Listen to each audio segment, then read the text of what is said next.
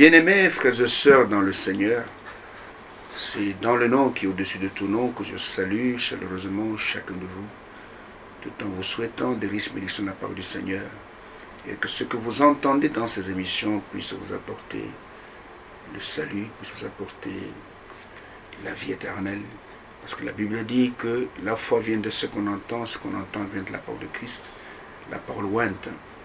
Et puisse le Seigneur puisse oindre ces paroles que vous entendez, afin qu'elles puissent engendrer en chacun de vous une nouvelle vie, une vie que vos parents ne peuvent pas vous donner, la vie que Dieu seul peut vous donner.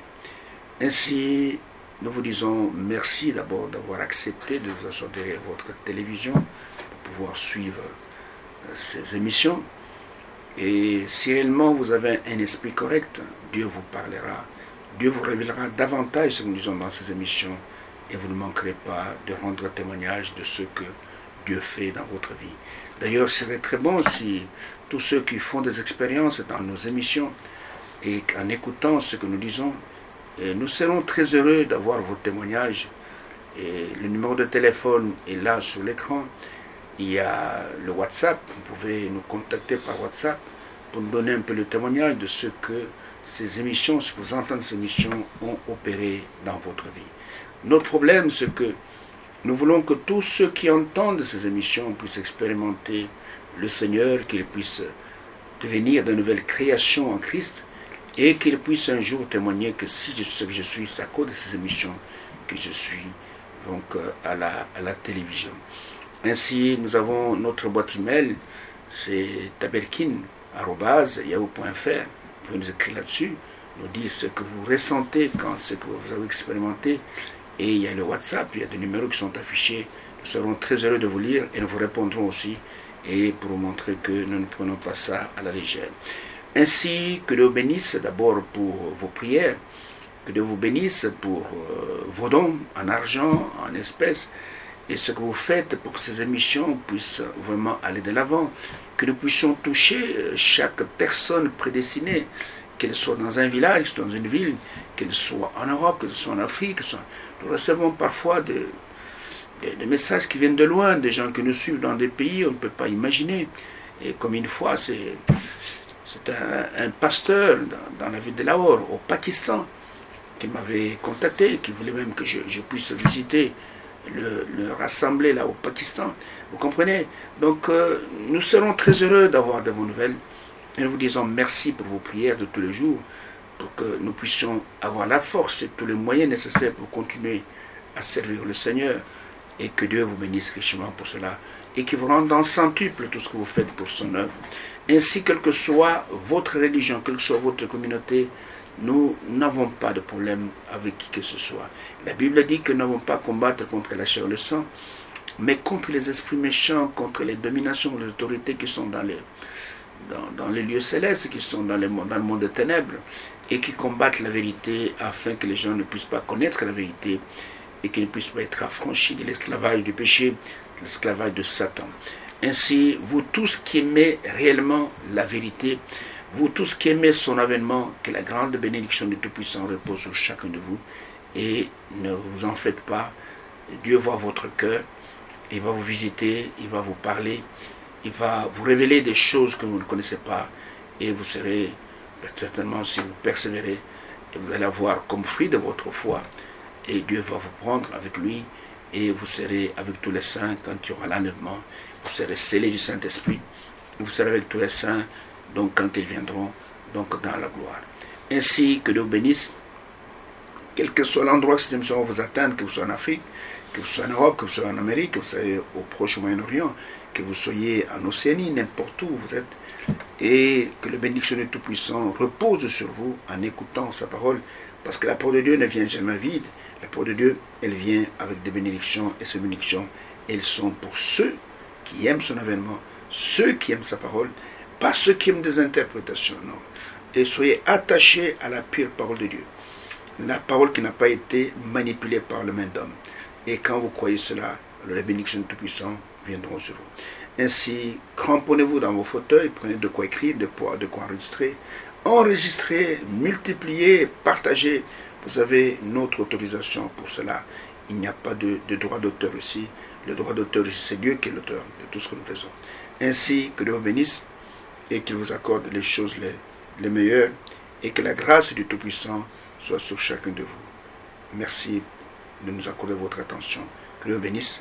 Pendant que nous attendons qu'il nous parle au travers de sa parole. Mes bien-aimés frères, mes bien-aimées sœurs, l'heure est vraiment grave. Les événements dans le monde entier nous montrent vraiment que la venue du Seigneur est très très imminente et que nous nous approchons de cette date que tout véritable croyant attend. Donc nous attendons son avènement et nous nous réjouissons déjà d'avant de cela. Nous ne savons pas comment tout cela va se passer. En grande ligne, nous savons, mais quelle joie sera dans le cœur quand nous verrons que ce qui nous a été annoncé, ce qui nous a été prêché, est maintenant une réalité.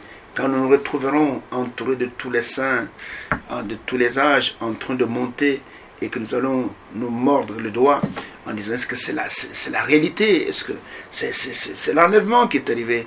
Oh frère, si vous êtes là ce jour-là, votre joie sera immense.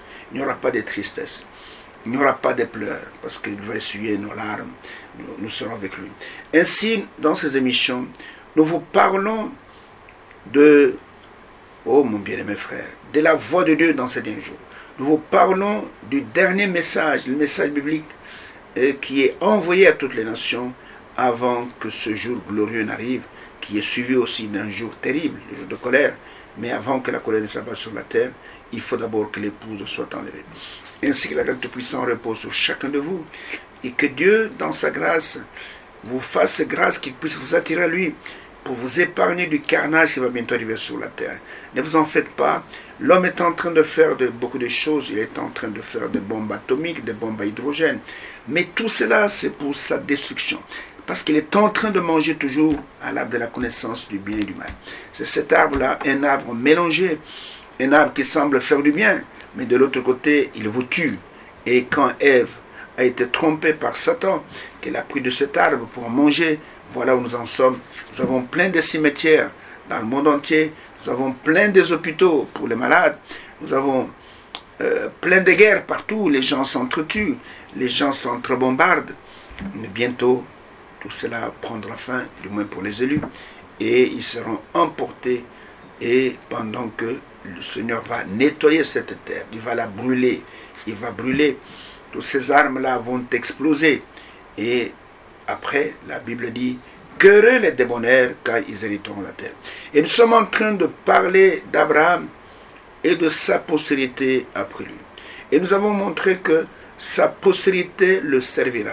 Nous avons pris 3 exemples pour montrer cela. Et ce que nous avons dit est valable jusqu'à aujourd'hui. Nous avons parlé de Philippe avec l'eunuque éthiopien. Nous avons parlé de l'apôtre Pierre, Simon-Pierre, chez Corneille. Nous avons parlé de l'apôtre Paul, Saul de Tarse, avec Ananias à Damas, et nous avons montré que la semence doit venir du corps. Dieu ne travaille pas avec une autre semence. La postérité le servira. C'est le psaume 22, versets 31 et 32. Vous comprenez? La postérité le servira. Et nous avons aussi pris le passage de Ésaïe au chapitre 53, là où il est dit que après avoir livré son âme en sacrifice pour le péché, il verra une postérité, il prolongera ce jour, et l'œuvre de l'Éternel plutôt, prospérera entre ses mains. Ainsi, c'est sa postérité, et cette postérité, elle est sa force terrestre. Dieu n'a besoin d'aucun théologien, il n'a besoin d'aucun séminariste, d'aucun prêtre formé dans des écoles de prêtres. Il n'en a pas besoin. Il n'a pas besoin de tous ceux qui vont dans des facultés de théologie, qui sont formés des écoles de pasteurs. Il n'en a pas besoin. Il a une postérité qui va le servir. Et cette postérité, elle est prédestinée. Cette postérité, c'est la même qui a été promise à Abraham, quand le Seigneur lui a dit que non seulement je te bénirai, mais je multiplierai ta postérité, et il sera comme le sable de la mer, et il sera comme les étoiles du ciel. C'est pourquoi je vous dis dans ces émissions, vous mes frères qui servent le Seigneur, qui êtes des prédicateurs, si vous êtes devenus prédicateurs parce que vous avez suivi des cours en ligne, que vous avez suivi des cours, je ne sais pas moi, bibliques, et que vous avez suivi vous avez été dans une faculté de théologie, je vous dis, vous n'êtes pas qualifié pour cela. Pour pouvoir le servir, vous devez être de sa postérité. Vous devez recevoir la parole de votre temps. Et lui, quand il va voir votre foi dans la parole véritable, il va vous sceller du Saint-Esprit qui avait été promis. Et le Saint-Esprit, c'est lui qui sera le témoin dans votre cœur. C'est lui qui va témoigner dans votre ministère. En fait, ce n'est pas vous qui prêchez quand donc vous êtes à son service, mais c'est le Saint-Esprit en vous qui sera le témoin véritable qui va apporter la parole de la manière correcte. Comprenez? Et il avait dit à ses disciples, ne quittez pas Jérusalem.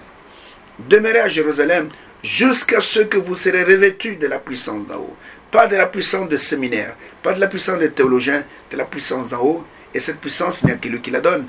Aucun homme ne peut vous donner le Saint-Esprit. Aucun homme ne peut vous donner, c'est pas moi, vous faire entrer dans le corps du Seigneur. Il n'y a aucun homme qui peut faire cela.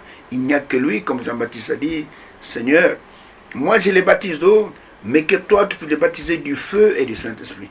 Tous ceux qui dans leurs églises prétendent envoyer le feu, oh fire, fire, fire, ce sont des aventuriers et ils paieront pour cela. Parce que Dieu n'aime pas que les gens viennent faire des aventures dans son église. Tous ceux qui prétendent qu'ils ont la capacité de donner le Saint-Esprit à leurs fidèles, ce sont des aventuriers. Le Saint-Esprit, c'est le sceau de Dieu. Le Saint-Esprit ne peut venir sur vous que quand Dieu agrée votre foi. C'est-à-dire votre foi est la vérité. Dieu ne peut pas donner le Saint-Esprit en trinitaire. Tous ceux qui sont dans la Sainte Trinité n'ont pas le Saint-Esprit. Tous les religieux, c'est pas moi, tous ces dirigeants qui sont connus dans le monde entier, qui sont trinitaires, et qui vous signent au nom du Père, du Fils et du Saint-Esprit, ils n'ont pas le Saint-Esprit. Le Saint-Esprit, Dieu le donne uniquement à ceux qui sont dans la vraie parole. Le Saint-Esprit, il est aussi appelé l'Esprit de vérité, que le monde ne connaît pas. C'est l'Esprit de vérité. La vérité, c'est la parole de Dieu. Et si tu as des choses qui sont en la parole de Dieu, Dieu ne peut pas mettre son sceau sur toi. Parce que ceux qui sont scellés du sceau, ils sont scellés jusqu'au jour de la rédemption. C'est-à-dire que personne ne peut enlever ce sceau-là. Alors nous voyons que la postérité le servira.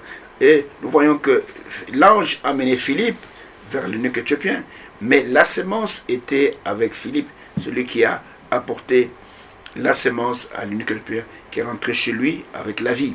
Et nous voyons que il a été dit à Corneille d'appeler Simon-Pierre, qui était chez Simon le Correilleur. Et l'ange lui a parlé dans une vision. Mais c'est Simon-Pierre qui a emmené la sémence. Et pendant qu'il parlait, tous ceux qui étaient dans la salle ont été scellés du Saint-Esprit, montrant par là qu'ils avaient une foi pure. Et c'est pourquoi, et même quand pour Ananias, Dieu a utilisé Ananias pour aller, plutôt il a appelé Ananias pour qu'il aille parler à Saul, qui prie pour lui, qu'il puisse recouvrir la vue. Mais c'est vrai, il lui a parlé sur le chemin de Damas. Mais quand Ananias est venu avec la parole qui avait le germe, et nous voyons que Saul a reçu non seulement sa guérison, il a reçu la vie, il a été baptisé du Saint-Esprit par le Seigneur. C'est pourquoi je peux vous dire, personne ne peut avoir le Saint-Esprit avec une parole dénominationnelle. Tous ceux qui sont dans les dénominations, dans des religions faites de main d'homme, dans les églises où on retranche, on ajoute ce qu'on veut, ils n'ont pas le Saint-Esprit, ils ne peuvent expérimenter le Saint-Esprit. Vous tous pasteurs, qui venez des groupes de prière, qui venez de telles dénominations, de telles 50e, 40e, 80e, tout ça, vous n'avez pas le Saint-Esprit parce que le Saint-Esprit, Dieu le donne uniquement à ceux qui l'obéissent, qui obéissent totalement à sa parole. Et nous voyons que, parfois ce que j'ai dit est très dur. Les gens trouvent parfois que on dénigre personne. On vous dit simplement la vérité. Notre émission s'intitule L'heure de vérité. Si vous voulez entendre la vérité, écoutez, attendez cette émission pendant qu'elle passe à la télévision. Venez écouter. Dans ces émissions, vous n'écoutez que la parole pure. Vous n'écoutez que la vérité. Il n'y a pas ici de mensonge.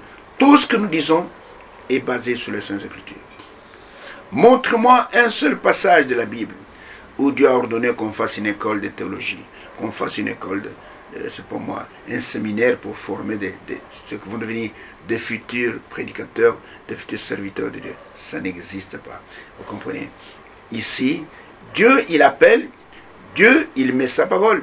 comme il a dit à tous que ce soit Ésaïe. Et regardez ce qu'il avait dit à Ésaïe, dans Ésaïe chapitre 6, je crois. Regardez ce qu'il a dit à Ésaïe. Hein? Voilà ce qu'il dit. Et cela est valable pour tous les serviteurs. Pour tous les serviteurs. Je ne fais que rappeler. Hein, dans Ésaïe au chapitre 6. Et il dit ceci. Quand Ésaïe a été purifié et que le Seigneur a demandé qui je vais envoyer, hein, il dit ceci. D'abord, au verset 7, il dit il a touché donc sa bouche, un séraphin a touché la bouche d'Ésaïe avec un charbon ardent, et il a dit ceci a touché tes lèvres, ton iniquité est enlevée et ton péché est expié. Et puis après, Ésaïe entend la voix qui vient du trône. J'entends la voix du Seigneur disant, qui enverrai-je et qui marchera pour nous? Je répondis, mais voici, envoie-moi. Il dit alors, va et dis à ce peuple. Donc ce qu'il va dire, c'est ce que Dieu lui demande. Vous entendez et vous ne comprendrez pas. Vous entendrez et vous ne comprendrez pas. Vous verrez et vous saisirez point. Rends insensible le cœur de ce peuple. Endurcis ses oreilles et bouche-lui les yeux pour qu'il ne voie point, et ses yeux qui n'entendent point et ne comprennent point, que son cœur, et ne comprennent point de son cœur, ne se convertisse point et ne soit guéri. J'ai dit, jusqu'à quand, Seigneur? Il a répondu, jusqu'à ce que les villes soient dévastées, ainsi de suite. Comprenez? Et il a mis sa parole dans la bouche d'Ésaïe. Et il a dit à Jérémie, le prophète Jérémie, juste après Ésaïe, et dans Jérémie chapitre 1er, et là c'est encore plus clair, Jérémie chapitre 1er, quand il a appelé, que Jérémie a dit que oh, je suis un jeune, il dit non, ne dis pas que je suis un enfant, et il va dire ceci, voici donc au chapitre 1er de Jérémie, et au verset 9 il dit, puis l'Éternel étendit sa main et toucha ma bouche, et l'Éternel me dit, voici, je mets mes paroles dans ta bouche. C'est la manière d'agir de Dieu. Je me pardonne. Donc, je me pardonne. Regarde, je t'établis aujourd'hui sur les nations et sur les royaumes pour que tu arraches et que tu abattes, pour que tu ruines et que tu détruises, pour que tu bâtisses et que tu plantes. Comprenez? Donc, il a mis la parole dans la bouche de Jérémie. Et c'est ce qu'il fait dans tous les âges. Si Dieu envoie quelqu'un, il met ses paroles dans sa bouche, dans son cœur. Alors nous voyons que, mes bien-aimés frères, uniquement sa postérité le servira. Alors cette postérité, elle est une postérité promise. Il est une postérité qui a été promise à Abraham. Et si vous allez dans Galates, je te rappelle toujours, Galates chapitre 3, et regardez ce que l'Éternel déclare au travers de Paul qui écrit aux Galates. Et il dit ceci, au chapitre 3 et verset 16, il dit, or les promesses ont été faites à Abraham et à sa descendance, ou à sa postérité. Il n'est pas dit aux descendances ou aux postérités, comme s'il s'agissait de plusieurs, mais comme il s'agit d'une seule, et à ta descendance, c'est-à-dire à Christ. La postérité promise à Abraham était Christ. Isaac n'était que le type, n'était que l'image. Parce qu'il est écrit ici, dans Galates toujours, chapitre 3, verset 29, il est dit, et si vous êtes à Christ, vous êtes donc la descendance d'Abraham, héritier selon la promesse. Donc, nous voyons ici, Abraham et sa postérité après lui, et sa descendance, le véritable fils d'Abraham, c'était Jésus. Regardez que la descendance d'Abraham, selon la chair, a assassiné et l'a crucifié, le vrai fils d'Abraham, qui était Jésus. Et quand il est venu, ils l'ont crucifié au bois. Et même dans les évangiles, Matthieu nous parle de Jésus comme étant le fils d'Abraham. Quand vous allez avec moi dans Matthieu chapitre 1er, regardez comment Matthieu parle de Jésus, et le fils de Dieu. Il était le fils de Dieu, il était aussi le fils de David, il était aussi le fils d'Abraham. Et voilà ce que Matthieu déclare déjà au premier verset. Il dit généalogie de Jésus-Christ, fils de David, fils d'Abraham. Comprenez? Jésus portait 4 titres de fils. Et plutôt 4 titres de fils. Et dans ces 4 titres, chaque titre a son travail. Il était le Fils de l'homme en tant que prophète. Il était le prophète promis, dont Moïse parle dans Deutéronome chapitre 18, verset 15. Il était le Fils de Dieu. En tant que le Fils de Dieu, il est le Sauveur. Et il est aussi le Fils de David. Il s'assera sur le trône de David dans le millénium. Il va régner pendant 1000 ans. Et pendant son règne, il n'y aura plus de guerre sur la terre. Et il est aussi le fils d'Abraham. En tant que fils d'Abraham, il est héritier de toutes choses. Alors cette postérité d'Abraham, qui va venir après lui, et cette postérité, elle est typifiée par Christ. Alors je vais lire 2 passages des Écritures pour aborder un autre aspect de cette postérité. Nous avons vu que la postérité le servira, mais regardez maintenant, je vais vous montrer quelque chose qui va nous introduire dans un autre aspect de cette postérité. Retournons dans Genèse chapitre 22. Genèse chapitre 22. Que Dieu nous aide à comprendre ces choses. Ici, c'est la scène qui s'est passée sur le mont de Morija, quand l'Éternel avait demandé à Abraham de lui donner en holocauste, en sacrifice, son fils, celui qu'il aimait, celui qu'il chérissait, et de le prendre, son fils unique. Ismaël n'a pas été considéré par Dieu, et Dieu parlait comme si Ismaël n'existait pas. Ismaël était le fruit d'une interprétation fausse de la promesse. Et nous voyons que le Seigneur, quand il a demandé à Abraham cet enfant, Abraham n'a pas hésité. Abraham a pris l'enfant. En fait, Abraham présentait cet enfant partout comme témoignage de ce que Dieu a fait dans sa vie. Vous pouvez dire aux gens, vous voyez mon fils ici, oh là là, je l'ai attendu pendant longtemps, Dieu m'avait parlé. Dieu m'avait parlé, c'est un témoignage que Dieu est fidèle dans ses promesses. Et les gens étaient étonnés. J'ai eu cet enfant quand j'avais 100 ans. Ma femme en avait 90 ou 90. Les gens regardaient, c'est vrai ça, ta femme a couché à 90 ans, oui. Il est la preuve vivante. Ce n'est pas que je raconte des histoires. Mon fils ici, il est l'accomplissement de la promesse que Dieu m'avait faite, qu'il me donnera une postérité. Maintenant, Dieu lui demande de détruire ce témoignage. C'est une chose terrible. C'est un test terrible. Dieu lui demande. L'Abraham de la Bible n'est pas l'Abraham de vos films. Bon, vous voyez, j'ai vu cet acteur Anthony Quinn, je crois, ou qui jouait, non, c'est pas Anthony Quinn, c'est un autre acteur, qui jouait Abraham dans un film. Et quand Dieu l'a demandé, il a commencé à crier, à sauter, Seigneur, pourquoi tu me demandes ça? Non, l'Abraham de la Bible n'a jamais posé de questions. L'Abraham de la Bible, il a cru. Et quand Dieu a vu qu'Abraham allait tuer l'enfant, Dieu a arrêté son bras.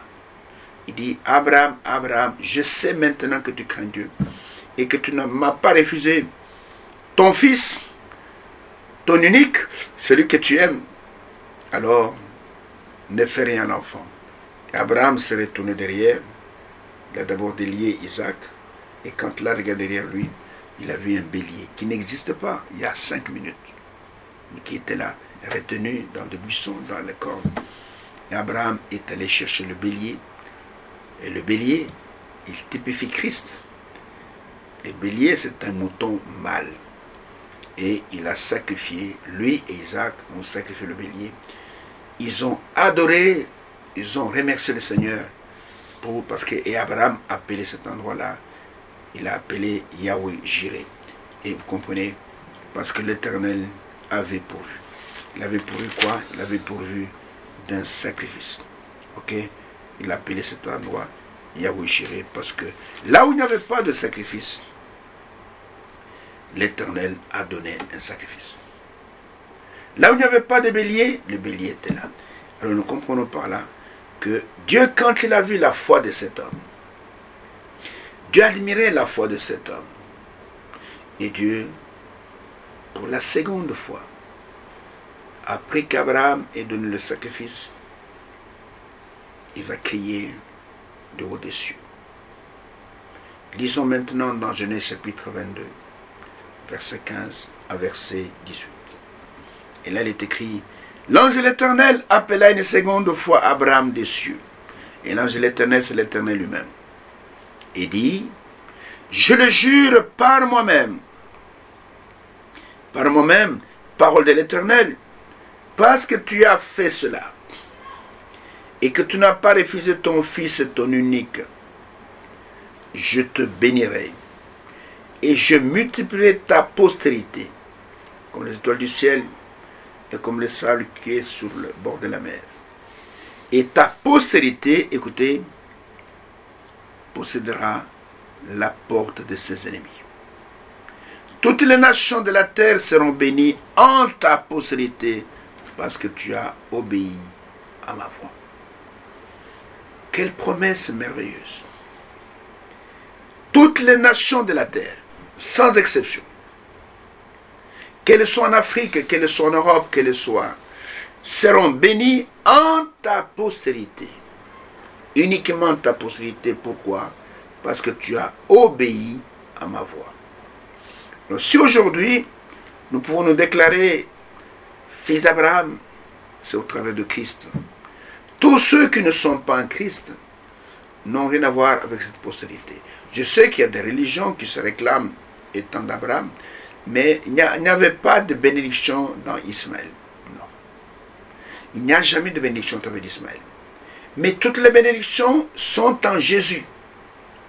Toutes les nations de la terre seront bénies en ta postérité parce que tu as obéi à ma voix.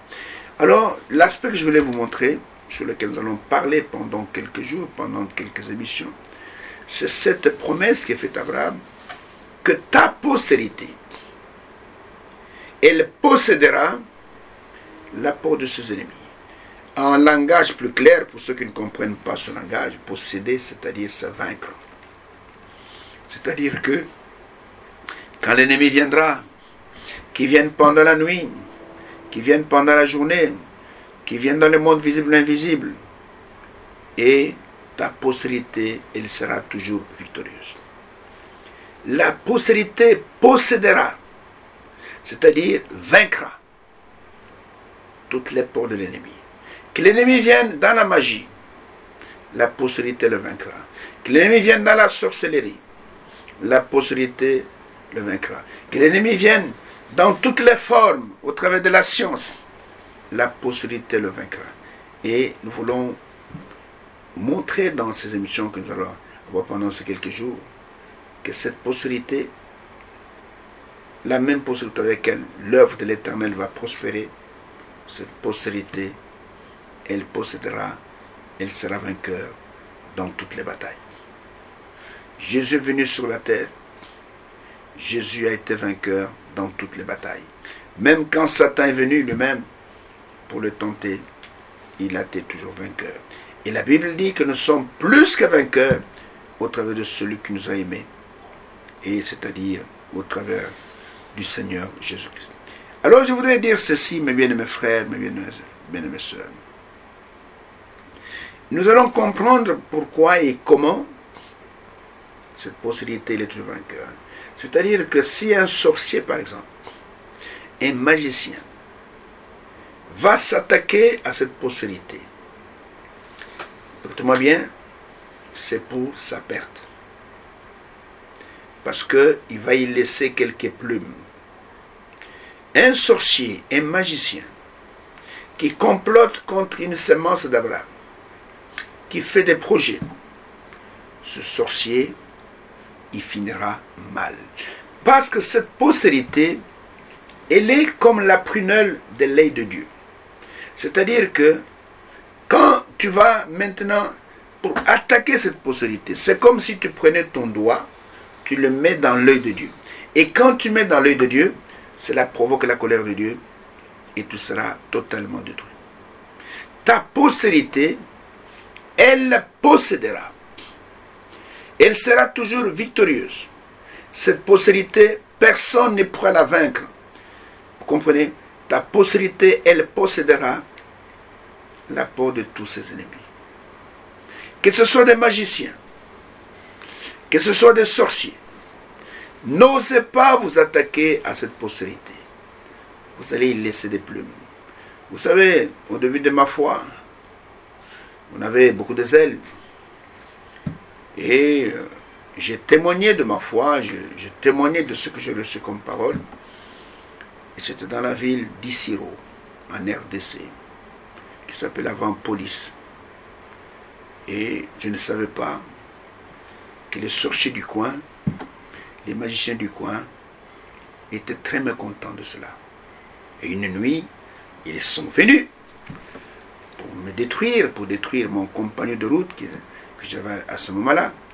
Nous avons une attaque terrible cette nuit-là. Mais je peux vous dire que je n'ai pas combattu. Je n'ai rien fait, si ce n'est que prier. Et le Seigneur lui-même s'est occupé des assaillants. Ils ont laissé un cadavre sur le sol, si je peux dire. C'est-à-dire, on entendait une voix lugubre qui hurlait comme un homme, mais on ne voyait personne dans le noir. On ne voyait personne là où nous étions endormis. Et quand nous avons prié, Dieu a fait une chose extraordinaire. Et une pluie a commencé. Une forte pluie. Et puis, en moins de 5 minutes, la pluie s'est arrêtée. Quand la pluie s'est arrêtée, la voix avait totalement disparu. On ne l'a pas entendue. Il n'y a plus de voix. C'est bon de terminer, on peut nous rendormir. C'était vers 1h, 2h du matin. La voix. Il y a eu un silence. C'était à l'aéroport d'Issiro, parce qu'on fait des travaux à ce moment-là, cet aéroport. Et c'est en pleine forêt, si je peux dire. Et il n'y avait plus de... Cette voix avait disparu. On entendait seulement le bruit qu'on entend, les mots dans des forêts la nuit, c'est tout ce qu'on entendait. Et le matin, je me lève,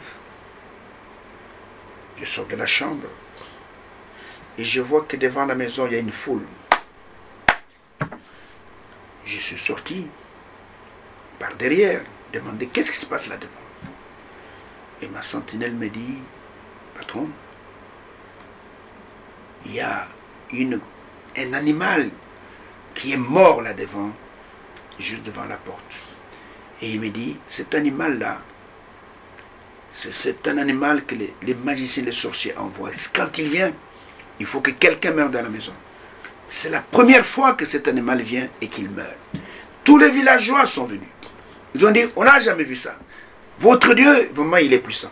C'est-à-dire que ces gens étaient venus et finalement, oh frère, ils ont laissé cette bête. Alors une femme a dit, comme cette bête est morte, alors ceux qui l'ont envoyé, eux aussi vont subir le même sort.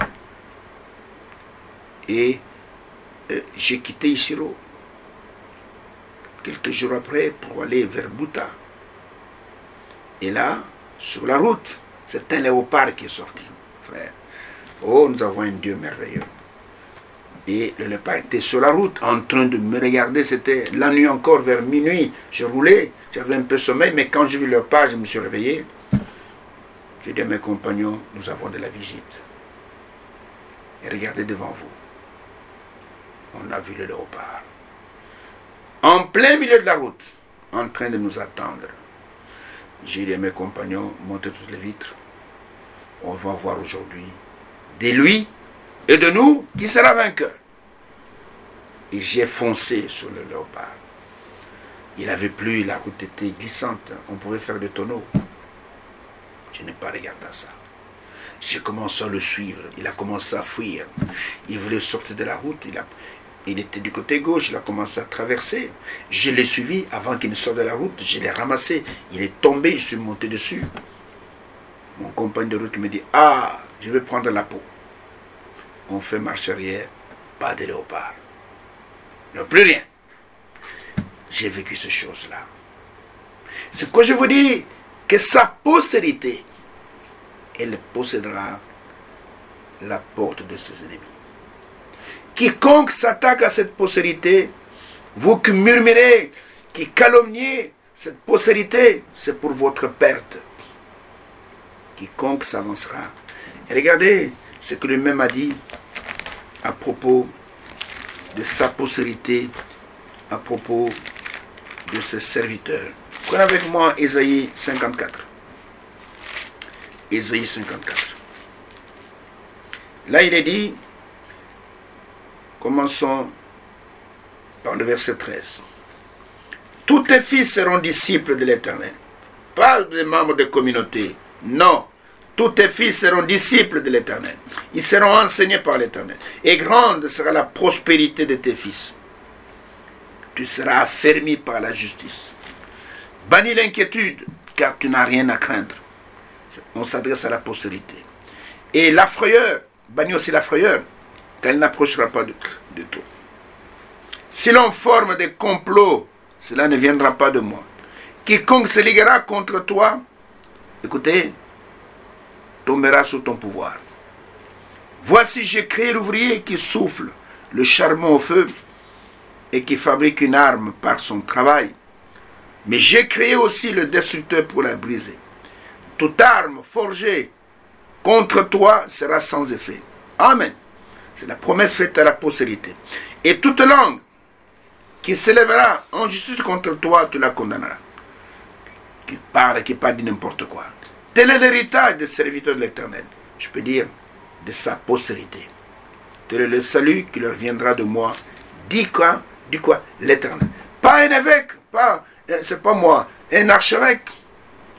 Ça, c'est les propres paroles du Seigneur. Vous comprenez? Alors maintenant, il est dit dans Genèse 22 là, que ta postérité, elle possédera la porte de tous ses ennemis. Alors j'ajoute aussi Genèse chapitre 24. Là, j'ai lu chapitre 22. Maintenant, allons dans chapitre 24 de Genèse toujours. Et cette fois, c'est avec Rebecca qui va épouser Isaac. Et regardez ce qui est écrit dans Genèse chapitre 24. Et je prends à partir du verset 56. Quand Eliezer a trouvé Rebecca, il y a une réception, il a donné tout ce qu'il pouvait donner comme bien. Et puis il a dit, ne me retardez pas. Et parce que je dois rentrer chez mon Seigneur qui m'a envoyé. Prenez l'histoire à partir du verset 56. Alors, verset 56, il leur répondit, c'est Eliezer. Ne me retardez pas, puisque l'Éternel a fait réussir mon voyage. Laissez-moi partir et que j'aille vers mon Seigneur. Alors ils répondirent, appelons la jeune fille et consultons-la. Ils appelèrent donc Rebecca et lui dirent, veux-tu aller avec cet homme? Il répondit, j'irai. Et ils laissèrent partir Rebecca, leur sœur, et sa nourrice avec le serviteur d'Abraham et ses gens. Ils bénirent Rebecca et lui dirent, ô notre sœur, écoutez, puisses-tu devenir des milliers, des myriades, et que ta postérité possède la peau de ses ennemis. Amen. La chose la plus extraordinaire ici est que la même phrase que l'Éternel a prononcée avec serment à Abraham, la même phrase se retrouve dans la bouche de Laban et des deux de la famille pour dire à Rebecca, notre sœur, tu vas partir, puisse devenir des milliers de myriades, et que ta postérité, c'est la même postérité, dont il a fait question avec Abraham, que ta postérité, qu'elle puisse posséder, qu'elle soit victorieuse, toute ou la porte de ses ennemis. Que ta postérité soit victorieuse. Alors, vous devez savoir ceci. Je vais vous parler des choses qui sont réelles. Tout enfant de Dieu, qui qu'il soit d'une classe aisée, qu'il soit pauvre, tout enfant de Dieu doit être testé. Depuis que l'Éternel avait appelé Abraham, depuis Genèse chapitre 12, du verset 1er jusqu'au verset 4. Écoutez ce qui est écrit, je le rappelle pour une bonne compréhension, ce que je vais dire maintenant. Et il est dit ceci, l'Éternel dit à Abraham, va-t'en de ton pays, de ta patrie et de la maison de ton père, dans le pays que je te montrerai. Écoutez, je ferai de toi une grande nation, et je te bénirai, et je rendrai ton nom grand, et tu seras une source de bénédiction. Je bénirai ceux qui te béniront, écoutez, et je maudirai ceux qui te maudiront. Et toutes les familles de la terre seront bénies en toi. Abraham partit comme l'Éternel lui avait dit, et Lot partit avec lui. Abraham était âgé de 75 ans lorsqu'il sortit de Charan. Mes bien-aimés frères, mes bien-aimées sœurs, si réellement Dieu t'a appelé en tant que semence prédestinée, Dieu doit te faire passer par des tests. Dieu avait promis à Abraham, Abraham va devenir Abraham après. Abraham signifie père élevé. Et Abraham, ça signifie père d'une multitude de nations. Dieu avait promis à Abraham une postérité. Il avait promis une postérité. Mais Abraham avait 75 ans et sa femme en avait 65.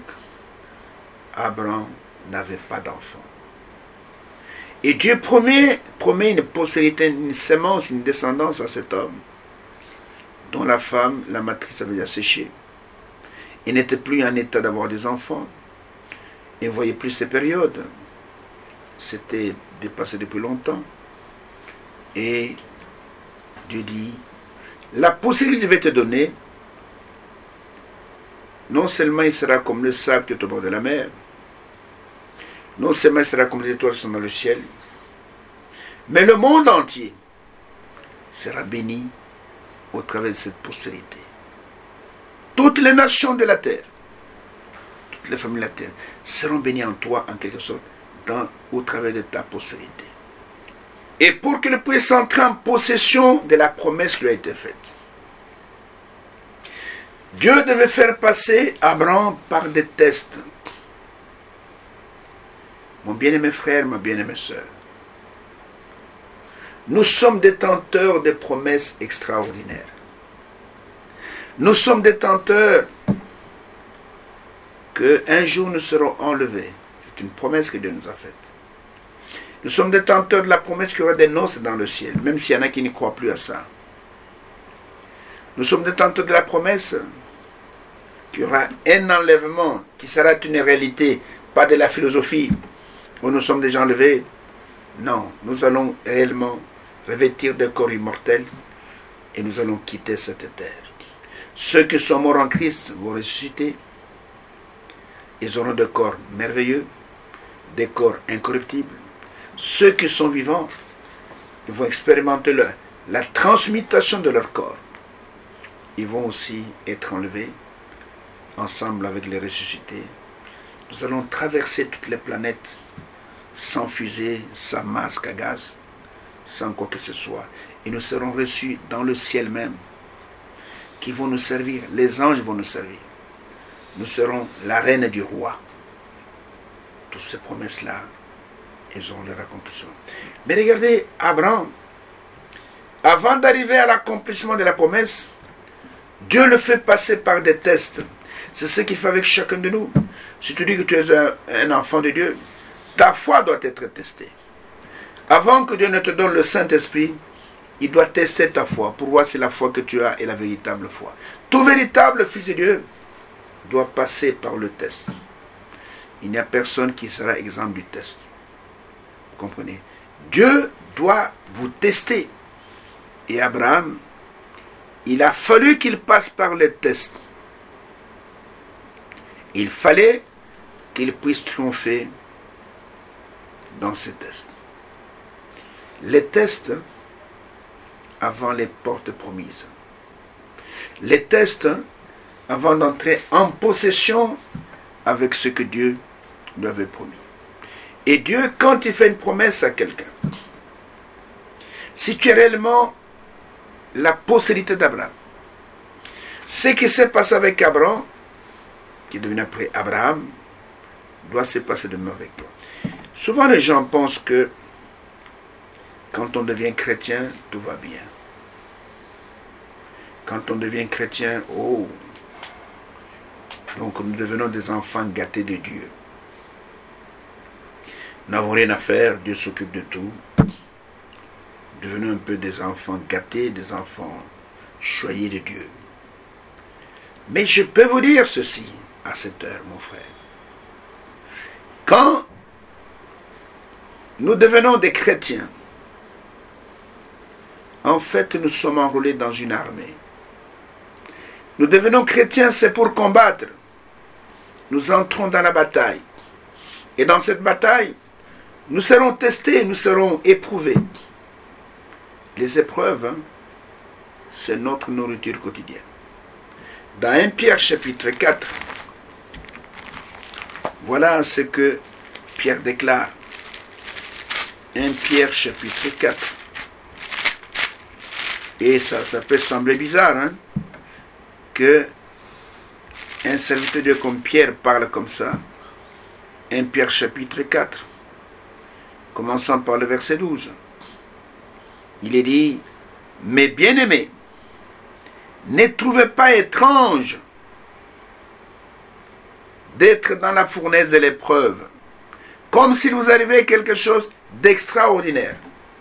Les épreuves pour nous, ce sont des choses ordinaires. C'est notre nourriture quotidienne.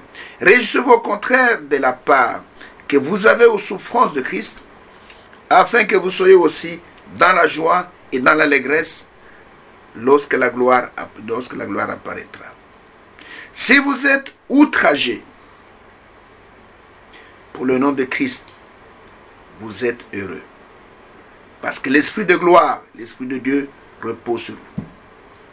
Comprenez? Que personne d'entre vous, en effet, ne souffre comme meurtrier ou voleur ou malfaiteur ou pour s'être ingéré dans les affaires d'autrui.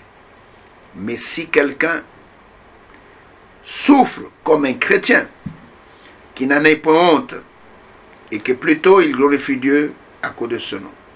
Car c'est le moment où le jugement va commencer par la maison de Dieu, par nous qui sommes de sa maison, par la maison de Dieu. C'est le moment où cela va commencer. Okay?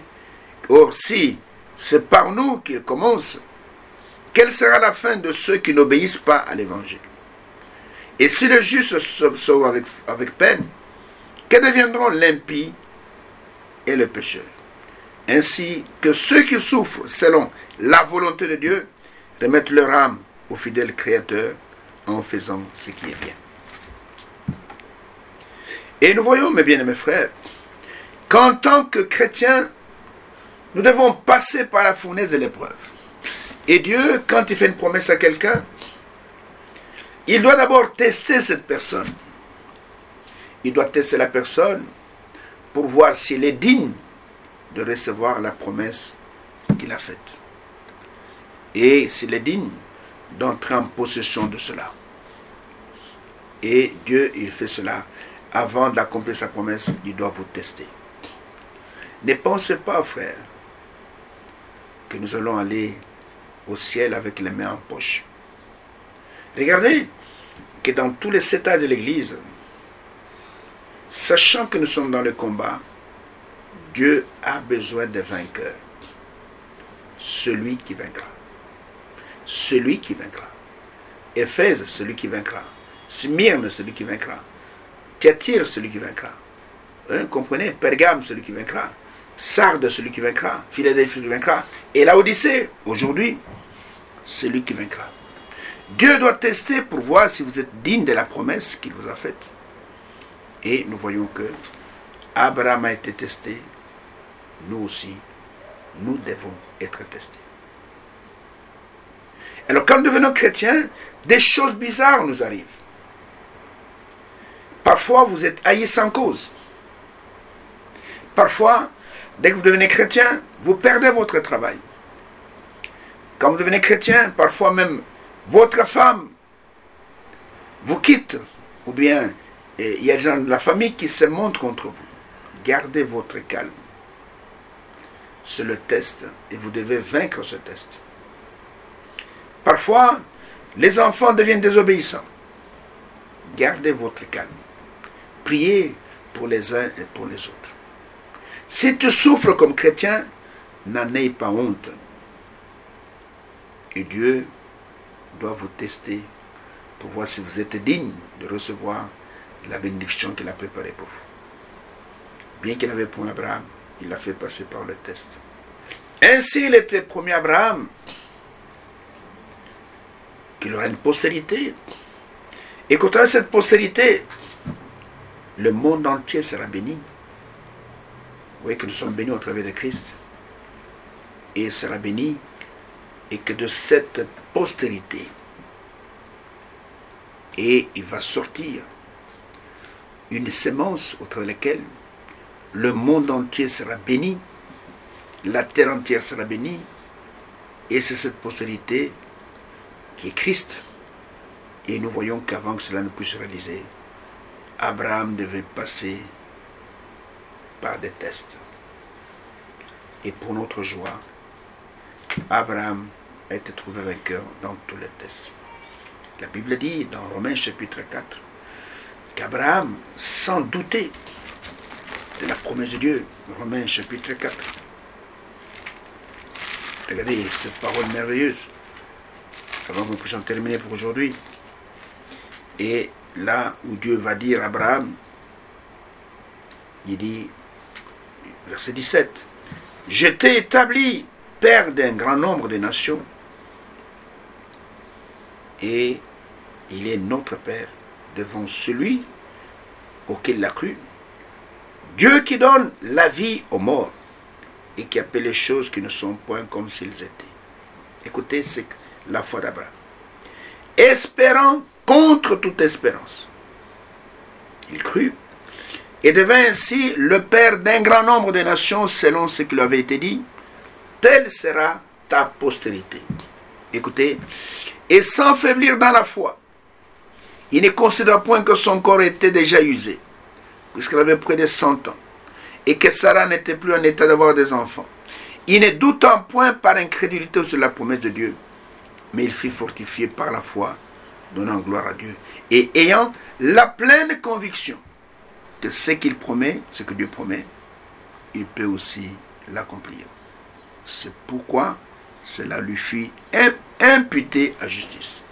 Mais ce n'est pas à cause de lui seul que ça lui fut imputé. C'est encore à cause de nous, qui sommes sa postérité, à qui cela sera imputé, à nous qui croyons en celui qui a ressuscité de mort, Jésus notre Seigneur, et qui a été livré pour nos offenses, et qui est ressuscité pour notre justification.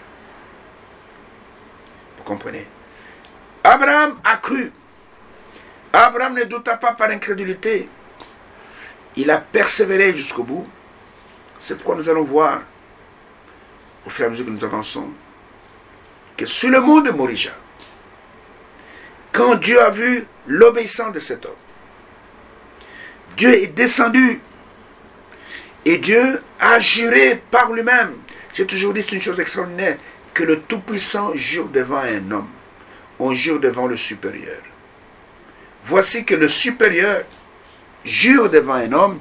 Il dit, je le jure par moi-même, parole de l'Éternel, que non seulement je te bénirai, mais je donnerai une postérité que je vais multiplier comme les sables de la terre, qui est au bord de la mer, et comme les étoiles qui sont dans le ciel. Et il dit, et ta postérité, elle possédera la porte de ses ennemis. Une postérité bénie. Frère, je peux vous dire avec assurance, nous allons développer ça plus tard, que tous ceux qui sont de cette postérité, ce sont des invincibles. Nous ne sommes pas de ceux qui craignent des sorciers, qui font des réunions. Oh, on va faire des réunions, il y a des sorciers qui tuent les gens pour que les sorciers ne nous tuent pas. Non. Les sorciers ont peur de cette postérité. Ce n'est pas nous qui craignons les sorciers, c'est les sorciers qui nous craignent. Oh, nous sommes à la fin de l'année.